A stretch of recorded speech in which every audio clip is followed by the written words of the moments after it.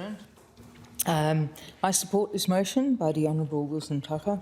I like how it relates to work-life balance.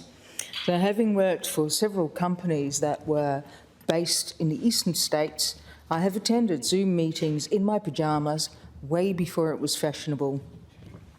The issues that were caused by the time differences in working with my colleagues in getting orders in through on time were quite frustrating, and they also hampered efficiency.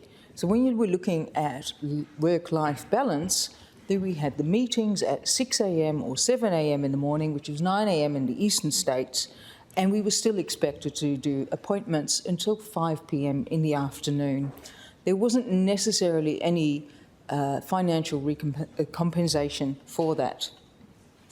Now, this is still the case for many employees who are employed by companies based over east, and not everybody in WA works in the resource sector. The other aspects relate to recreation. I grew up with daylight saving in the Netherlands and loved the balmy nights where we would have dinner outside and go to the beach after work.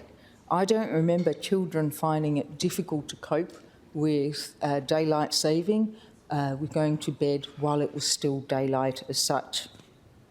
Now, I would love to see that here. I haven't heard anything from anyone in my electorate, and they may well have very different opinions.